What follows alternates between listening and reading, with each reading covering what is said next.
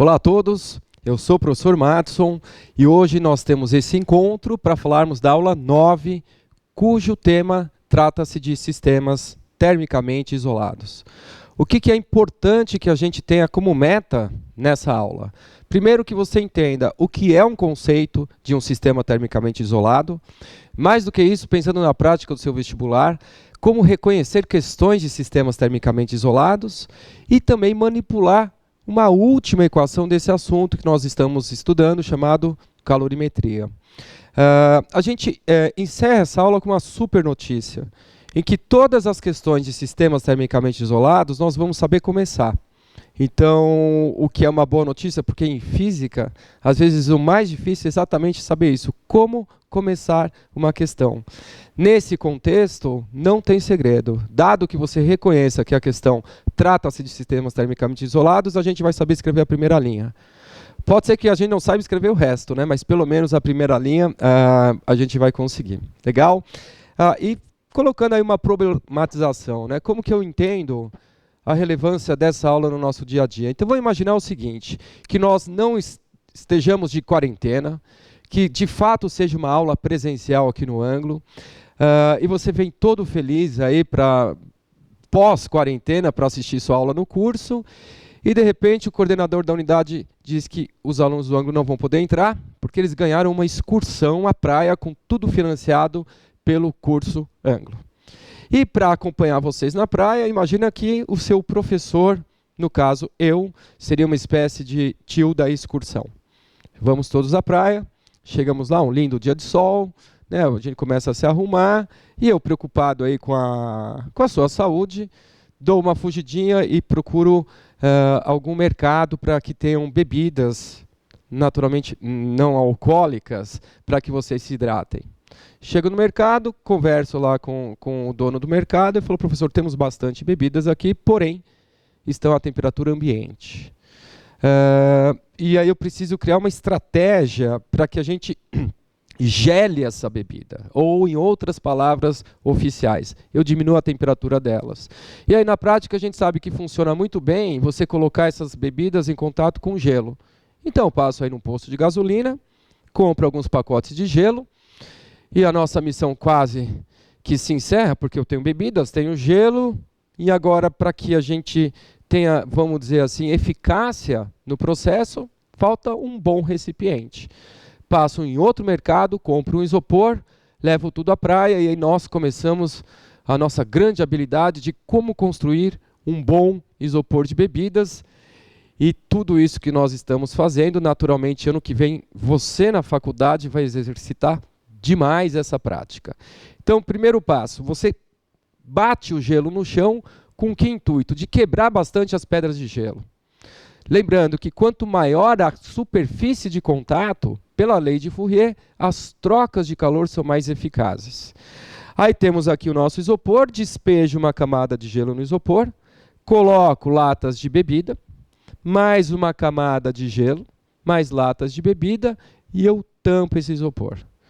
E na prática, no nosso dia a dia, como que se fala, né? O que a gente está esperando com esse isopor tampado? A prática diz que você espera a bebida gelar.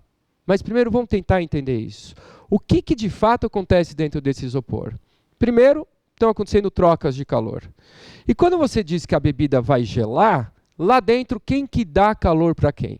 É a bebida que dá para o gelo ou o gelo dá para a bebida? Esse é o ponto. Quando você fala que vai gelar a bebida, fica uma conotação implícita, como se essa bebida recebesse frio, e por isso a temperatura diminuísse. Mas vamos lembrar que uma das premissas das trocas de calor é que o fluxo de calor sempre ocorra do corpo quente para o corpo frio. Então, na realidade, o que acontece dentro desse isopor é a bebida é corpo quente e gelo é corpo frio. Nesse sentido, as trocas de calor ocorrem da bebida para o gelo. Então, a bebida vai perder calor para o gelo. Quando ela perde calor, a temperatura diminui. O gelo recebe esse calor da bebida. E quando o gelo recebe esse calor da bebida, teríamos alguns algumas consequências possíveis. Uma delas seria elevar a temperatura do gelo, outra delas derreter uma parte do gelo, ou derreter todo o gelo, mas essa é uma discussão para a nossa próxima aula, que é o nosso encontro da aula 10, que seriam trocas de calor com mudança de estado. Mas, por enquanto, vamos se apegar apenas a esse raciocínio. O gelo recebe calor da bebida, então a bebida tem a sua temperatura diminuída. Enquanto esperamos esse isopor ficar no ponto, ou seja, gelar a bebida, eu faço duas experiências. Primeira experiência, eu coloco a mão nas paredes externas do isopor. Eu identifico que ele está a uma temperatura ambiente. Isso seria um bom ou um mau sinal? Se do lado de fora esse isopor está a uma temperatura ambiente, é um bom sinal. Quer dizer que ele está funcionando para o que ele nasceu. Porque qual é o grande intuito de existir um isopor ali? Você isolar, segregar dois mundos. O mundo dentro do isopor, do mundo fora do isopor. E é muito conveniente, sim, que do lado de fora esteja a temperatura ambiente. Perceba como seria diferente se eu colocasse a bebida, o gelo, em, por exemplo, uma caixa metálica. E que ao se colocar a mão nas paredes externas, você ia identificar que essas paredes estariam geladas, que não é o nosso intuito. A gente não quer gelar a praia, a gente quer gelar a cerveja. Segunda experiência, levanto a tampa do isopor e coloco a mão nas paredes internas. E vejo que esse isopor, por dentro, ele está gelado. Isso seria um bom ou um mau sinal? Ele é um mau sinal. Ele é um mau sinal por quê? Porque a grande meta aqui seria gelar a cerveja, não o isopor. Porém, ele é um mau sinal inevitável, vocês concordam? É um sinal inevitável em que sentido? Que não tem como o recipiente que isola esses dois mundos, ele não se envolva nas trocas de calor. Então, em um aspecto, não seria bem-vindo gelar a parte interna do isopor, mas na prática, isso não tem como não acontecer, né? O próprio recipiente ele se envolve nas trocas de calor. Tudo bem? Então, esse é um caso, uma contextualização, uma problematização, e aí a gente vai oficializar um pouquinho o nosso discurso. O isopor, nos vestibulares e nos livros didáticos, ele passa a ter um nome oficial. Esse isopor, a partir de hoje, ele é conhecido como calorímetro. O que para nós seria um calorímetro? Qualquer dispositivo ou recipiente que você utiliza para isolar corpos sob o ponto de vista térmico.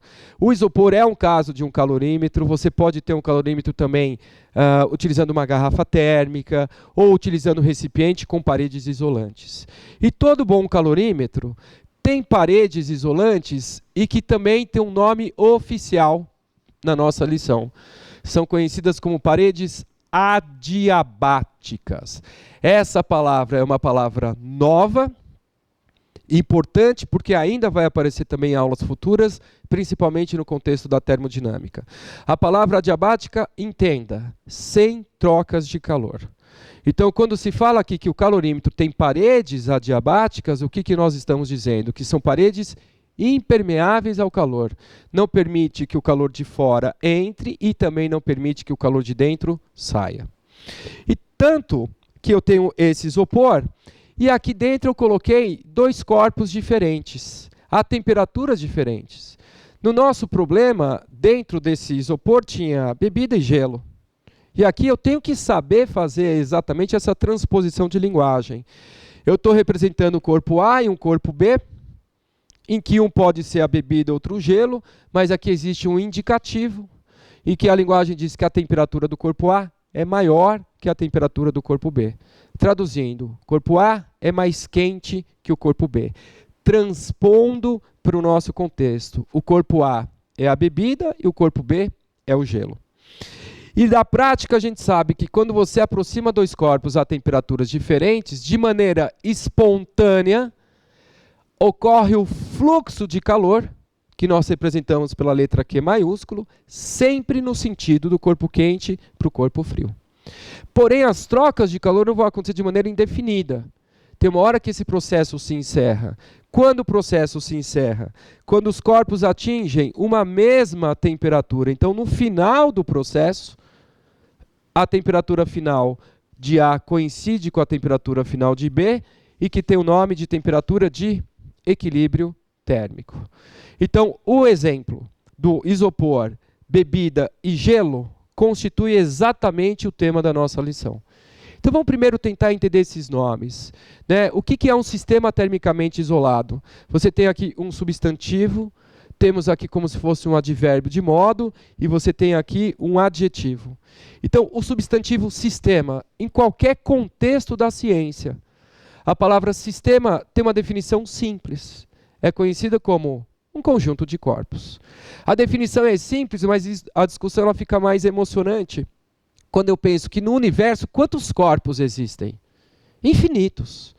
Então, quando você delega um sistema, você precisa de um critério para saber que corpos fazem parte do sistema e que corpos não fazem parte do sistema. E é exatamente por isso que temos aqui o advérbio termicamente.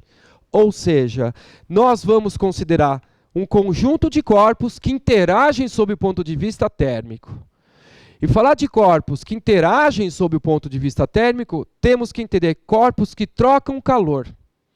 E falar que corpos trocam calor significa corpos próximos uns dos outros e a diferentes temperaturas. E aí vem um adjetivo isolado, que é exatamente reforçar que é um conjunto de corpos que trocam calor única e exclusivamente entre si. E aí que vem a necessidade de um recipiente que garanta isso, que as trocas de calor ocorram exclusivamente entre os corpos que fazem parte do sistema. Então, finalizando a nossa correlação, o nosso sistema de corpos é bebida e gelo, porque de todos os corpos do universo, eu estou considerando os que vão interagir sob o ponto de vista térmico, eles vão trocar calor. E além disso, como estão dentro de um calorímetro que tem paredes adiabáticas, eu garanto que as trocas de calor aconteçam exatamente entre eles. E aí eu teria exatamente essa relação final, que é um sistema termicamente isolado, trocas de calor apenas entre eles. Maravilha, então a gente entendeu um primeiro ponto importante da aula. O outro ponto é você se perguntar, tá legal, Matos, mas o que isso vai mudar na minha vida no que diz respeito à teoria? Porque se você fizer aí uma retrospectiva, você já teve uma aula de calor sensível, em que se desenvolveu a expressão do Q macete ou o Czão delta θ, que é a capacidade térmica. Tivemos a nossa aula 7 de calor latente, que é a aula do Q mole e que também falamos de transformações e curvas de aquecimento. Tivemos a aula 8, que é uma aula de exercícios. Aí você se questiona, o que mais eu preciso saber? Tem uma coisa só que ainda a gente não sabe responder. Por mais que nós aqui estamos afinados em quantificação de calor sensível latente, só tem uma perguntinha que a gente não sabe responder, que é exatamente essa. Qual é a temperatura de equilíbrio? O que você pode fazer é especular que se dentro de um potinho você coloca um corpo a 0 graus Celsius em contato com outro corpo a 100, a temperatura de equilíbrio térmico está entre 0 e 100. Ou seja, a temperatura de equilíbrio térmico ela é sempre maior que a menor temperatura e menor do que a maior temperatura. Ou seja, a temperatura de equilíbrio está sempre nesse intervalo. Mas eu não saberia nem especular se a temperatura de equilíbrio está entre 0 e 50 ou entre 50 e 100. E a meta dessa aula é exatamente a gente desenvolver uma ferramenta, basicamente, uma equação que permita você encontrar a temperatura de equilíbrio, que é a última equação que falta nessa nossa teoria de calorimetria, a equação de um sistema termicamente isolado. Eu vou fazer aqui uma dedução intuitiva da equação, só que o mais importante, acredito que são os comentários aí que nós vamos fazer em relação a ela. Então, essa dedução intuitiva seria o seguinte, imagina no meu exemplo que o corpo B ganhou 400 calorias. Então eu vou escrever a quantidade de calor que B troca. Lembrando que existe uma convenção de sinal para calor. A convenção de sinal para calor é que quando o corpo ganha, você associa um sinal positivo e quando ele perde, um sinal negativo. No nosso contexto aqui, como o corpo B ganha essa quantidade de calor, associa-se um sinal positivo. E aí a pergunta é, ok, mas B ganha 400 calorias de quem? Nesse contexto, ganha 400 calorias do corpo A. Então podemos afirmar que a quantidade de calor trocada pelo corpo A é de 400 calorias. Porém, se eu lembro da convenção, A perde calor nesse contexto. Então, se ele perde calor, a essa quantidade de calor se associa um sinal negativo. E aí, por acaso, se eu somo essas duas equações, o que temos à esquerda? Quantidade de calor trocada por A mais a quantidade de calor trocada por B. É igual menos 400 calorias mais 400 calorias dá zero. Acabou a nossa dedução. Essa é a equação de um sistema termicamente isolado, que a soma das quantidades de calor trocada vale zero. Maravilha? Então, essa é a última ferramenta matemática no contexto da calorimetria, a equação do sistema termicamente isolado, e que tem aí como intuito determinar a temperatura de equilíbrio. Mas agora, o que eu queria fazer com você seria colocar alguns comentários que eu acredito que sejam relevantes. Vou fazer comentários desde básicos até um pouquinho mais sofisticados. Comentário número 1. Sempre vai ser uma soma que você vai igualar a zero. Alguns alunos, da minha experiência, eles só somam. E de repente vem com uma pergunta, mas eu não consigo desenvolver a partir daqui. E a sinalização é, você precisa de uma equação. E a equação pressupõe um equals. Você tem que ter um igual. Então você soma e iguala a zero, até eventualmente para você fazer as suas manobras algébricas. Segundo comentário, a melhor notícia da aula, todas as questões de sistemas termicamente isolados a gente sabe começar. Então, se é uma questão que você identifica que ele pergunta a temperatura de equilíbrio ou deu a temperatura de equilíbrio, não tem muitas desculpas. Eu sei escrever a primeira linha. Como você escreve a primeira linha? Primeiro contando na mão quantos corpos trocam calor. Nunca vai ter um corpo só. Um corpo não troca calor com ele mesmo porque ele está à mesma temperatura que ele, certo? Mas se são 2, 3, 4 corpos trocando calor, significa que você tem 2, 3, 4 parcelas nessa somatória. Então, a identificação das questões desse nicho de aula é exatamente quando se fala de temperatura de equilíbrio. Temperatura de equilíbrio e que corpos estão dentro de um sistema termicamente isolado, dentro de um calorímetro, dentro de uma garrafinha térmica ou dentro de um isopor. Dado que você reconheça que são questões dessa aula, aí escrever a primeira linha é contar na mão quantos corpos trocam calor. Mais um comentário. Alguns alunos acham estranho a ideia de você somar e igualar a zero, que ainda é uma visão que somar seria só empilhar, como se você só poderia somar números naturais. Mas se você soma igual a zero, você tem que chegar a algumas conclusões. Conclusão número 1. Um número é positivo e o outro é negativo. Que significa, no nosso contexto, o quê? Que um ganha calor e outro perde calor.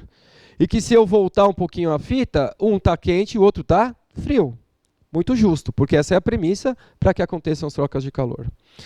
A outra conclusão, além de um ser positivo e outro negativo, para que a soma dê zero, o quanto um é positivo é exatamente o quanto o outro é negativo. Traduzindo, o quanto um ganha de calor é exatamente o quanto o outro perde de calor. Isso significa o quê? Que trata-se de um sistema isolado, que eu garanti que as trocas de calor aconteceram de maneira exclusiva entre os corpos que constituem o sistema. Ok? Mais um comentário. Na prática, no dia a dia, nós identificamos que o calorímetro participa ou ele se envolve nas trocas de calor. Então, se o calorímetro participa das trocas de calor, o que eu faço com ele? Simples. Então, eu teria mais um corpo trocando calor nesse contexto, que não seria mais a bebida, não seria mais o gelo, mas também teríamos o calorímetro na jogada. E, dessa maneira, você teria a equação do sistema termicamente isolado sendo acrescentada por mais uma parcela. Sendo que no caso do calorímetro, dificilmente ele vai dar massa ou calor específico. Porque você pode pensar na garrafa térmica. A garrafa térmica é feita de vidro, de plástico, de metal. Então ele teria que dar a massa do vidro, calor específico do vidro, massa do metal, calor específico do metal, massa do plástico, calor específico do plástico. Então se opta, na prática, por apresentar uma outra informação, que seria exatamente a capacidade térmica do calorímetro.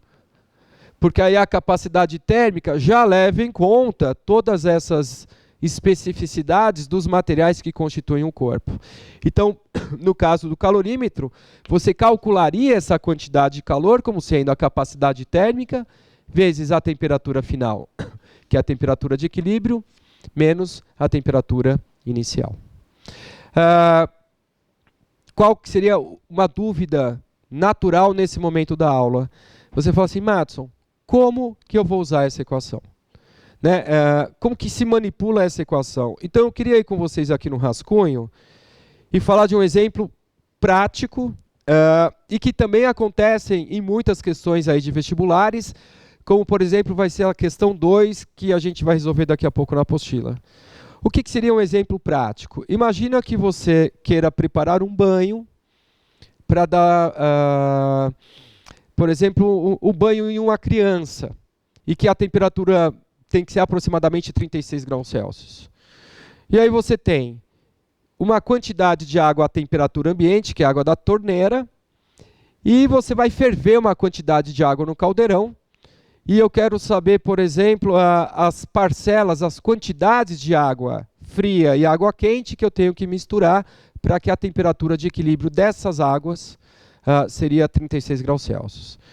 Então, pegando a equação do sistema termicamente isolado e aplicando nesse contexto. Ponto 1. Quantos corpos vão trocar calor no caso da água que eu vou preparar para dar banho? São 2. Então, nós já temos 2 parcelas nessa somatória. Minha orientação, nunca deixe assim. Discrimine que quantidades de calor você está calculando. Porque, a rigor, se você escreve uma equação desse jeito, está errado. Você está falando que uma quantidade mais ela mesma dá 0. E esse é um erro comum também, quando muitos alunos vão escrever não só questões dessa aula, mas questões de física em geral. Dão letras iguais para coisas diferentes. E se você dá letras iguais para coisas diferentes, lá na frente você cancela essas coisas, a equação some. Então aprenda a diferenciar. Muitos alunos chamam de QA mais QB, Q1 mais Q2, QX mais QY. Isso é muito pessoal. Eu, por exemplo, eu não gosto muito de chamar as coisas de X e Y, porque eu acho que são 2 empenhos. Dá um nome e depois toda hora lembrar quem que você chamou de X e quem que você chamou de Y. Então, se é você que pode escolher as letras, utilize letras que te dão pista do que você está calculando. Então, nesse contexto em que eu tenho água a temperatura ambiente e eu vou misturar com água fervendo, eu vou colocar letras do tipo AF e AQ. Perceba como isso aqui é uma estratégia muito legal. Eu nem te falei o que é AF e AQ, mas você mesmo pode concluir que AF seria água fria, água que eu peguei a 20 graus Celsius, e AQ seria água quente, água que eu peguei aí do caldeirão com água a 100 graus Celsius. Bom, essa é a primeira linha. Agora, como que eu desenvolvo a questão? Se eu misturar água a 20 com água a 100, esse é um caso em que nenhum desses corpos muda de estado.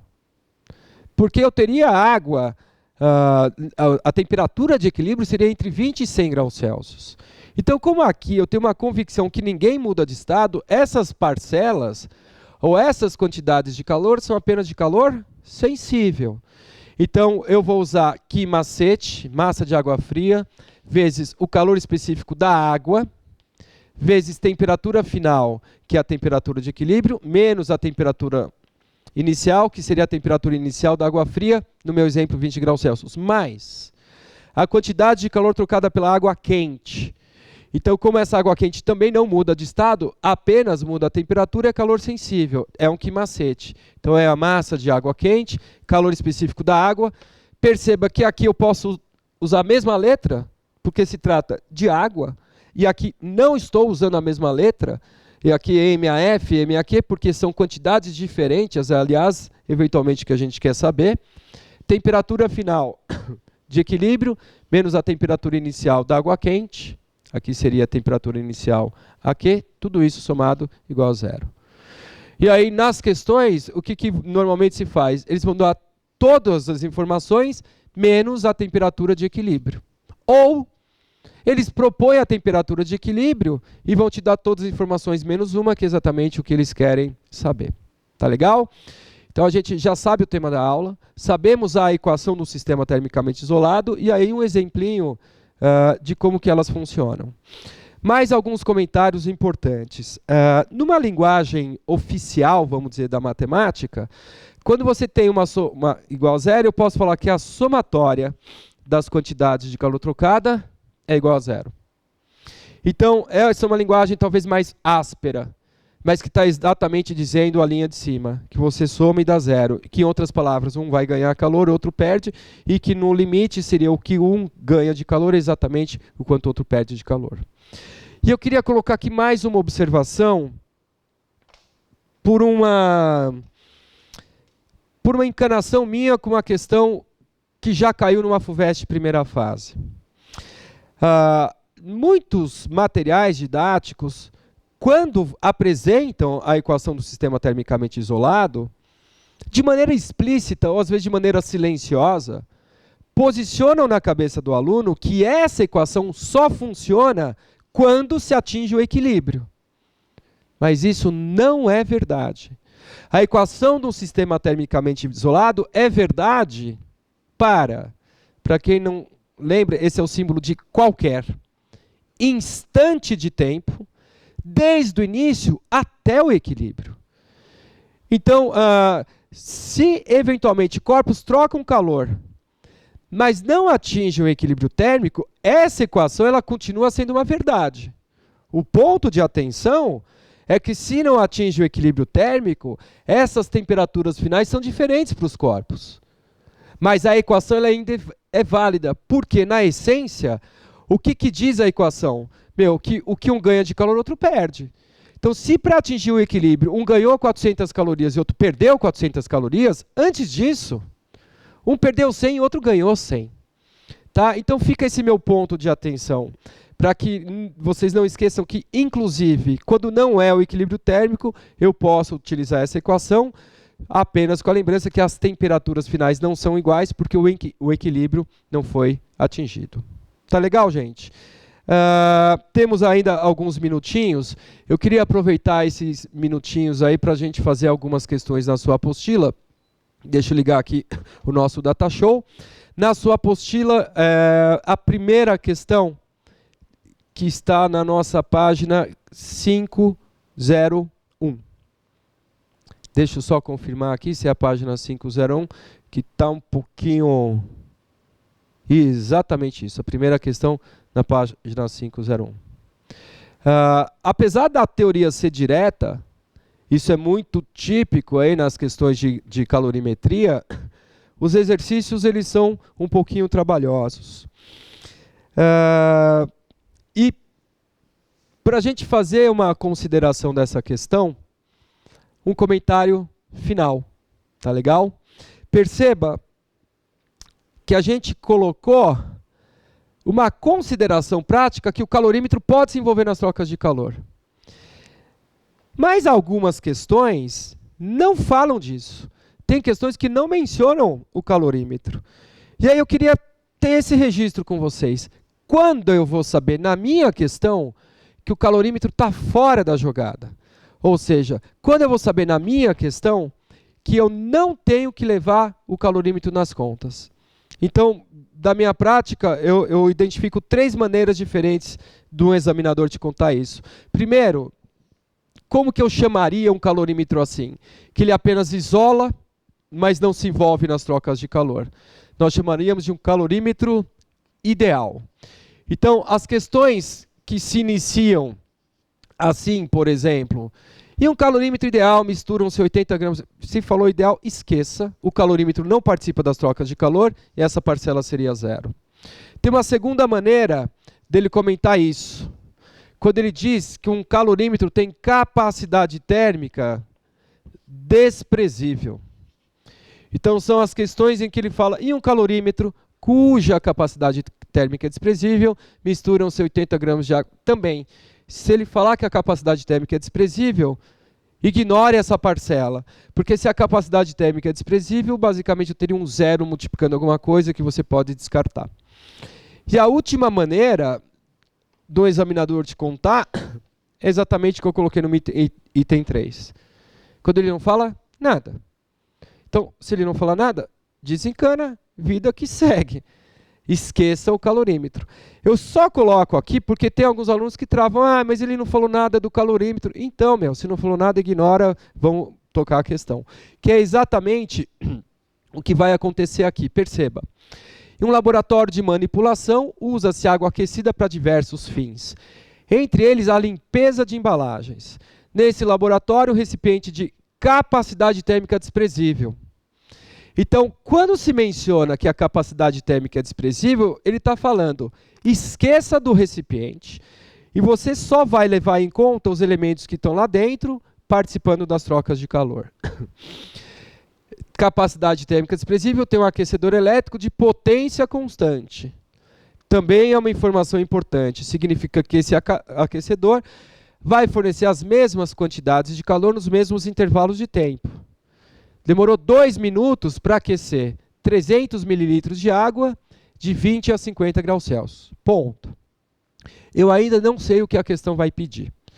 Mas lembrando de orientações das aulas 6, 7 e 8, de calor sensível, calor latente e exercícios, questões de calorimetria que mencionam tempo, em que você tem a palavra minutos, segundos ou horas, não demora muito e já escreve a equação da potência. Lembrando que a potência é a quantidade de calor trocada pelo intervalo de tempo. Por quê? Porque muitas questões dessas que envolvem tempo, alguns alunos resolvem por regra de 3 e até funciona. Mas quando você escreve a equação da potência, você traz a questão para um ambiente mais conservador, um ambiente mais seguro. E mesmo não sabendo ainda o que vai pedir, eu já vou calcular a potência. Para aquecer 300 mililitros de água de 20 a 50 graus Celsius. Então, como é para aquecer, essa quantidade de calor é calor sensível, você usa um que macete, dividido pelo intervalo de tempo. E aí, quando eu penso no que macete, ele dá o calor específico da água a 1 caloria por grama graus Celsius. E essa era uma dica importante. No que macete, quem vai te contar no ouvido quais são as unidades utilizadas é o calor específico. Então eu vou assumir essas unidades. Então tudo que é calor vai vir em calorias, mas eu tenho que dar input gramas e temperatura graus Celsius. E aqui ele está falando de 300 mililitros de água. 300 mililitros de água tem quantos gramas de água?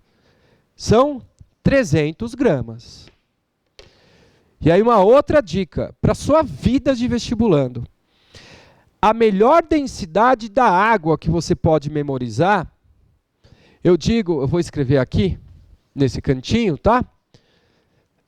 É que a densidade da água é 1 kg por litro. A melhor.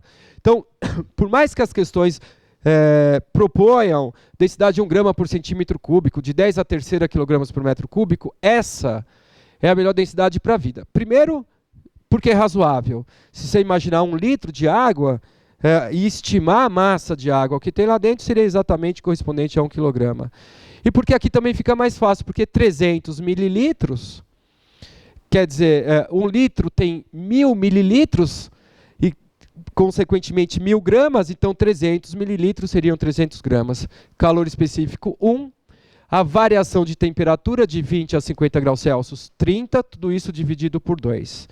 Portanto, eu consigo determinar o valor da potência fazendo essa continha. Então 2 com 30 aqui fica 15, 3 vezes 15, 45, com 2 zeros, 4.500. E não esqueça da aula 1 do setor A. Toda grandeza física tem que ter uma unidade. Em calorimetria, não é que isso tem que ser uma prática, isso é imprescindível para que você faça uma boa gestão das unidades. Então essa potência estaria em que unidades? Como eu usei o calor específico em caloria grama, graus Celsius, vem caloria, e o tempo eu coloquei aqui direto, né? Que seriam exatamente 2 minutos. Então, vou manter o tempo em minutos. O que é conveniente, até mesmo quando você identifica as alternativas, que todas elas se encontram em minutos. Reserva a história da potência. Agora eu continuo a questão. Suponha que após atingir essa temperatura, mais 500 mililitros de água, perceba que esses 500 mililitros são 500 gramas, né? Inicialmente a 10 graus Celsius, sejam adicionados ao recipiente. Então, aqui que vem a pista. Após atingir essa temperatura, ou seja, após 300 mililitros de água estar a 50 graus Celsius, mais 500 mililitros de água são adicionados. Misturaram corpos a diferentes temperaturas. Isso vai patentear a questão como sendo uma questão de sistema termicamente isolado. Considerando que não há perda de calor da água para o meio, ele está reforçando que é um calorímetro ideal, que tem capacidade térmica desprezível, que não se envolve e também não permite trocas de calor de dentro para fora. Qual é o tempo decorrido após a adição de água para que a temperatura do volume total de água seja 81,25? Então, espera um pouco. Existe um ponto intermediário. 300 gramas de água estavam a 50 graus Celsius. E se misturou 500 gramas a 10. Então, passo 1, achar essa temperatura de equilíbrio. Para encontrar a temperatura de equilíbrio, é lembrar que temos dois corpos trocando calor. Então, a somatória tem duas parcelas. Também foi uma dica aqui a gente discriminar essas quantidades de calor. Eu vou chamar de AF e AQ. Água fria, água quente. E com essa equação, eu consigo determinar temperatura de equilíbrio. Opa, olha o susto aqui, foi mal. No caso da água fria é a água que eu identifiquei a 10 graus Celsius. Então, a massa dessa água é de 500 gramas, calor específico 1, temperatura final é de equilíbrio. Que vai ser igual para a água quente também. Menos a temperatura inicial, 10 graus Celsius. Mais a quantidade de calor trocada pela água quente. São os 300 mililitros, que agora estão a 50 graus Celsius. Então vai ser massa, 300, calor específico 1, temperatura final, que é a temperatura de equilíbrio, menos inicial, que é 50. Tudo isso vai ser igual a zero. Então, quando a gente faz a conta, naturalmente, de maneira muito inspirada, usando a propriedade da distributiva, eu tenho aqui 500 θ equilíbrio, 300, 800 vezes a temperatura de equilíbrio, é igual 500 vezes 10 a menos 5.000 aqui, com menos 15.000, 20.000. Encontramos a temperatura de equilíbrio dessa mistura como sendo 25 graus Celsius, que é exatamente o 20.000 dividido por 800. E aí, finalizando o que a pergunta quer. O tempo decorrido após a adição da água, ou seja, após adicionar a água, o conjunto estará a 25 graus Celsius. E lembrando agora que esse conjunto é um volume, um montante final de água, cuja massa seria 800 gramas, porque são os 300 gramas que estavam inicialmente a 50, que foram adicionados a 500 gramas que estavam a 10 graus Celsius. E a partir daqui, quanto tempo para que a temperatura final seja 81,25. E aí, que vem novamente essa dica na aula anterior. Se pedir o tempo, a única expressão que a gente conhece no contexto da calorimetria que tem tempo é a potência. Então, para se responder o que pergunta, eu novamente aciono a expressão da potência, que é a quantidade de energia transformada ou transferida pelo tempo. No contexto nosso da calorimetria, a energia que está sendo transferida a gente chama de calor. Sendo que o texto ele diz que a potência é constante.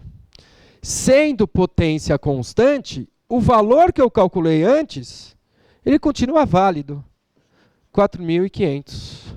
é o intervalo de tempo, é exatamente o que eu quero saber. E qual é essa quantidade de calor? Ele está querendo que agora o conjunto, o volume total de água, atinja 81,25. Lembrando que vai atingir 81,25 a partir da temperatura de equilíbrio. Então, se estava a 25 e chega a 81,25, é apenas alteração de temperatura, não tem mudança de estado. Então, essa quantidade de calor é calor sensível, porém a massa vai corresponder a 800 gramas, que é a soma de 500 com 300. Calor específico, 1. Temperatura final é o que ele impõe como sendo 81,25, menos a temperatura inicial, 25 graus Celsius. E aí, quando a gente finaliza essa conta, encontramos um intervalo de tempo de 10 minutos. Tá legal? Então, perceba que a questão, ela tem a sua complexidade, mas se você faz um recorte de atuar ou de utilizar a ferramenta no sistema termicamente isolado, ela é muito direta. Ele misturou águas a temperaturas diferentes, somei as quantidades de calor, igualei a zero. Tive um cuidado, um critério de segurança de discriminar bem quais são essas parcelas, identifiquei a conta. Tá legal? Não temos mais tempo para resolver as outras questões. Minha sugestão, antes de evoluir para a sua tarefa mínima, complementar ou desafio, que você deguste um pouquinho a questão 2 e a questão 3.